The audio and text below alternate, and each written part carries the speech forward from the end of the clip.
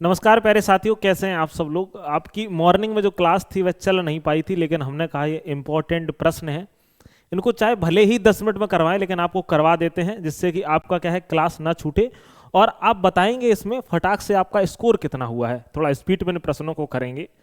कह रहा है कि देखा गया सबसे बड़ा पुष्प है, कौन सा है? कमल है, पैसीफ्लोरा है, या फिर रिफ्लेसिया है, या फिर सूरजमुखी है? तो आप कहेंगे इसका करेक्ट आंसर हो जाएगा सबसे बड़ा जो है वह कौन सा है? रिफ्लेसिया है। इनमें बहुत अच्छे अच्छे प्रश्न हैं, आप देखना। कह रहा है निम्न में से कौन मेहतर नहीं है, बताइए। मशरूम, गिद्ध, दीमक या फिर केचुआ? बताइए करेक्ट आंसर कौन सा होगा। तो आप कहोगे मशरूम भी अपशिष्ट पदार्थ, गिद्ध भी, दीपक भी, केचुआ जो है ना वह क्या नहीं है? आप कहोगे भैया जी मेहतर नहीं है। अगला प्रश्न है निम्नलिखित में से कौन सा उत्तर प्रदेश का सबसे बड़ा राष्ट्रीय उद्यान है?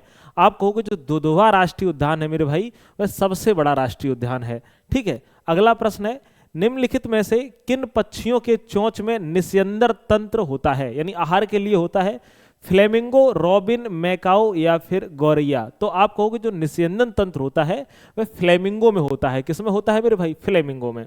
अगला प्रश्न है निम्न में से कौन उष्ण कटिबंधीय घास का मैदान है? अगर आपने पिछली क्लास देखी होगी, मैंने आपको डिटेल में घास के मैदान करवाए हैं क्वेश्चन में। तो आप कहोगे टैगा है, सवाना है, पंपास है या फिर प्रेरीज है? आप कहोगे भैया सवाना है, यह उष्ण कटिबंधीय घास का मैदान है। पूर्ण कुंभ मेला वर्षों में अधिक किया जाता है, आयोजित किया जाता है? तो आप कहोगे 12 वर्षों में, याद रख लेना। ठीक है जी। कौन सा? कुंभ का अर्थ क्या होता है? कुंभ का अर्थ घड़ा होता है। अगला प्रश्न है निम्नलिखित में से कौन सी इमारतों को सार्वजनिक भवन नहीं माना जाता है? बताइए। नगर पालिका सार्वजनिक भवन है, चिकित्सालय सभी लोग जा सकते हैं, सार्वजनिक भवन है, पुस्तकालय सभी पढ़ने जा सकते हैं, लाइब्रेरी सार्वजनिक भवन है। बट विद्यालय की बात करें, यहाँ सिर्फ स्टूडेंट ही जाएंगे, तो यह सार्वजनिक भवन नहीं है। चलिए अगला प्रश्न है निम्नलिखित में से कौन सी इमारतों को सार्वजनिक भवन नहीं माना जाता है? रिपीट हो गया। FSSAI का पूरा नाम क्या है? ए ऑप्शन है food supplements and standard authority of India, गलत है। Food safety and standards authority of India. जब आप प्रोडक्ट खरीदने जाते हैं ना तो उसमें FSSAI मार्क्स लगा होता है। अगला है आयरन का सबसे प्रचुर स्रोत कौन सा है? दूध है, हरी सब्जियां हैं, अंडे हैं या फिर सेम है? आप कहोगे आयरन का सबसे प्रचुर स्रोत कौन सा है? हरी सब्जियां हैं। अगला है वंदे मातरम गीत किसने लिखा है? बताइए। रविंद्रनाथ टैगोर ने, बंकिम चंद्र चटर्जी ने, प्रोफेसर इकबाल ने या सरोजनी नायडू ने? आप कहोगे बंकिम चंद्र चटर्जी ने। यह पूछे गए हैं प्रश्न। शून्यकाल की अधिकतम समय सीमा क्या हो सकती है? इन्फिनिटी, इसकी कोई समय सीमा नहीं होती। आप कहोगे अनंत काल तक। कब तक? अनंत काल तक। प्रश्न अगला है भारत के संविधान का कौन सा अनुच्छेद अस्पृश्यता से उन्मूलन से संबंधित है, यानी अनटचेबिलिटी की बात कर रहा है? आप कहोगे भाई आर्टिकल 17 है, अस्पृश्यता का अंत यानी छुआछूत के अंत की बात करता है। अगला है निम्नलिखित में से भारतीय संविधान की कौन सी विशेषता फ्रांसीसी संविधान से ली गई है? वैसे विशेषता तो फ्रांसीसी क्रांति से ली गई है। कौन सी है? सरकार का संसदीय स्वरूप नहीं, समवर्ती सूची नहीं, स्वतंत्रता, समानता और बंधुत्व। करेक्ट आंसर सी वाला सही हो जाएगा। अगला प्रश्न है जंतु कोशिका में निम्न में क्या नहीं पाए जाते हैं? केंद्रक पाया जाता है, बिल्कुल सही बात है। हरित लवक आप कहोगे नहीं भैया, जंतु कोशिका में नहीं पाया जाता है, पादप कोशिका में पाया जाता है। ठीक है, प्लांट सेल में। अगला है आरबीसी का औसत जीवन काल कितना है? अगर हम बात करते हैं तो आरबीसी का टोटल जो होता है औसत यानी एवरेज 120 दिनों तक होता है। अगला प्रश्न है किस प्रकार की फसल नाइट्रोजन के स्थिरीकरण से मिट्टी की उर्वरता को बढ़ाती है? यह भी मैंने पिछला आपको कराया था। आप कहोगे दाल है भाई। ठीक है, कौन है? दाल है। अगला है निम्नलिखित में से कौन सा पादप हार्मोन है? बताइए। इंसुलिन है या थायरोक्सिन है या एस्ट्रोजन है या फिर साइटोकाइनिन? ये कौन सा है? साइटोकाइनिन जो है यह पादप यानी प्लांट का हार्मोन है। अगला प्रश्न है अम्लीय वर्षा के ऑक्साइड के कारण होती है? बताइए। फास्फोरस और कार्बन, सल्फर और नाइट्रोजन, सल्फर और फास्फोरस, नाइट्रोजन और कार्बन? आप कहोगे सल्फर तो रहेगा, सल्फर और नाइट्रोजन के कारण होती है। अगला है निम्न में से कौन सी गैस वायु में अधिकतम मात्रा में पाई जाती है? तो सबसे ज्यादा मात्रा आप कहोगे किसकी है? नाइट्रोजन की है। उसके बाद किसकी आती है? आप कहोगे ऑक्सीजन की आती है।